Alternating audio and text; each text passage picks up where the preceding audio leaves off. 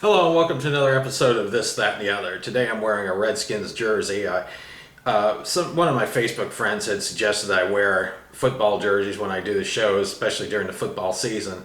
Right now all I have is this jersey and a Ravens jersey. It's number 5. It's a Redskins throwback jersey, as a matter of fact. The backside has Heath Shuler's name, so that tells you how far back this jersey goes. I guess back to sometime in the 1990s. It was given to me by a friend a while back, so I don't wear it very often. But like, all right, I'll go ahead and wear this one.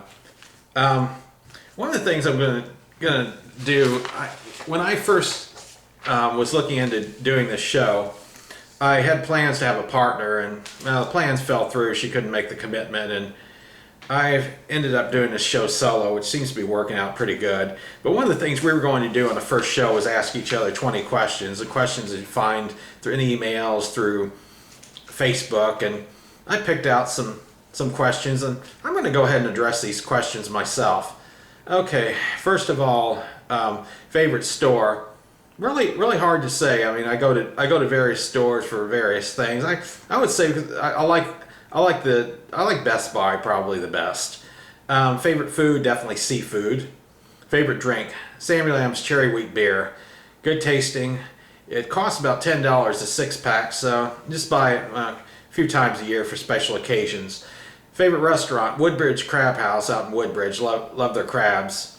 Favorite fast food place, definitely Burger King. I love the charcoal broiled hamburgers. Morning or night person, definitely night, no doubt about it.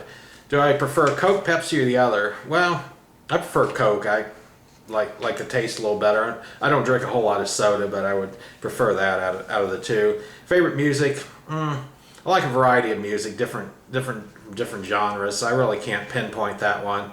Sunshine and rain, definitely rain. Like the cooling, calming effect of rain. Favorite TV shows? That's an interesting one. I like King of the Hill. I like Touched by an Angel when it was on. I like Hoarders. I liked Clean House. That was another interesting one. I like Storage Wars, Hardcore Pawn. Those are all interesting shows. Favorite season, definitely fall. Like the cooling off of the weather, the color of the leaves, the football season. Great time. Facebook or MySpace? Definitely Facebook. I started a MySpace page briefly and didn't do much with it because found out about Facebook, and so I liked it so much better. So I mean, I prefer Facebook over MySpace. I found a lot of old friends through Facebook. Favorite sport? Definitely football, no doubt about it. Camping or staying in a hotel? Never been camping, so I've stayed in hotels many times. So I'd have to say you have to go with the hotel. Disney parks or Six Flags? Been to both. Went to Six Flags back in 1969. Six Flags Over Georgia, as a matter of fact, down in Atlanta. Disney parks, went to Disneyland in 1973. I liked Disneyland better. Favorite place to travel? I liked England. Just love the scenery, love the old buildings, the history. Very interesting place. Favorite book? Anything that was written by V.C. Andrews. Captivating stories. Favorite commercials? Probably when that boy shares a Coke with Mean Joe Green. I think that came out in 1980. Favorite movie? I like North Dallas 40, Animal House, Fast Times at Ridgemont High, Miracle on 34th Street, It's a Wonderful Life. Favorite video games? Never have really been into video games, but I have to say Pac-Man. I worked at that movie theater, Tyson's Corner. They had a Pac-Man game, and I would play that. Okay, now I'm going to get to what my subject of discussion is today. The thing I'm going to be discussing is China girls. Most of you probably do not know what this is, although there are a few people that would know, especially people who've worked in the film industries, taken classes in film studies, been projectionists. They would know what I'm talking about. Basically, what China girls were, they're on the leader of film back before DVDs, videotapes. In schools, the films would come on reels, reel-to-reel films, would be run through a projector. They were 16 millimeter film, and in between the movie, you had like a head leader and you had a tail leader. They were put in between the films basically to protect the movie. And at the beginning of the leader, you'd have like a number countdown, and some in between the numbers there'd be like 3 frames of a lady, different. A lot of them would be very pretty model ladies that look like models. You'd have others that were just average looking ladies that didn't look like they were too happy to have their picture taken in the first place. And as a kid, I used to see that when I would run projectors in elementary school all the way up through high school, and I was always wondering what was the point of that, that lady showing up. The films basically run 24 frames per second, and these ladies would appear on about 3 to 5 frames. So I mean, you only saw these ladies for a fraction of a second. I originally wanted to show some examples on the film. I was going to run it through the old Bell and Howell projector that I have. I haven't used it in 4 years. I tried running it, and it wasn't running right. It was slowing down, going faster. It hasn't been used in a while. I guess it needs repairs. The film was jamming, so I was like, well, it's not going to happen, unfortunately.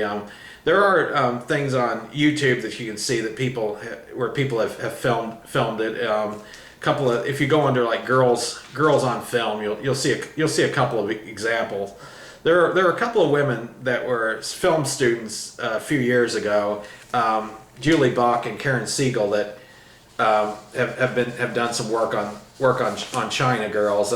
Julie Buck was saying that when she was in this film studies class, she saw the ladies, and she was captivated by them and wondering what the history was and everything. She got a hold of a lot of film stock from different people, and her and Karen Siegel basically restored various pictures of ladies, and they had a film exhibit back in maybe like 2006, 2007 in Boston and a couple of other cities, and they were hoping that some of these, maybe some women would come forward and say they were women in the pictures, and they said it didn't happen. Most of the women are not unknown. They don't know. People don't know who they are. They didn't become movie stars or anything. They were either models that lab technicians brought in, or they were female lab technicians that men would ask to pose for a few frames. And it was something that's been going on since film started the late silent era, explained Julie Buck, conservator of the Harvard Film Archives film collection. They were originally on black and white film to compare the black and white density. Then before the digital age, they were used to compare reels to ensure uniform color. There were film studio workers and models who posed for what was known as color timing control strips. Color timing was an essential process in films from the 1920s to 1990s to establish visual continuity between shots that may have been filmed under different lighting conditions or on different film stocks. So this is some stuff I've read from Julie Buck and Karen Siegel. Buck and Siegel have worked for a year and a half preparing the show, which first appeared at the Courthouse Gallery at the Anthology Film Archive in New York City in February 2005. Okay, it was 2005 when they did this. The two women, who are both visual artists as well as film archivists, scanned all 70 images in a high-resolution digital format, then painstakingly repaired the damages that had befallen each piece of film. They said some images it took a month to do. It was some of them were very tedious because they were damaged by scratches and other things. But I'm going to go ahead and show you a few picture examples of what I'm talking about on what some of the China girls look like. I got it from the page from the Harvard University Gazette off the internet, the Julie Buck article. Here's one China girl. I've seen her appear on the beginning leader of movies from the 1960s. Here's what she looks like right here. I try to get it up close. You see she's holding a color chart, but this looks like a professional model they had here. Nice setting and everything. Okay, the next image. This might be a little older. Don't know how old this is, but this is another one. A woman by a color chart. Doesn't look like she's not smiling like the other one. Here's another one here. I don't know. That might be a mannequin that they did. I don't know if that's a real person or a mannequin. I didn't see the China girls on black and white films except for one Little Rascals one, but from what I understand, they were used on black and white films as well.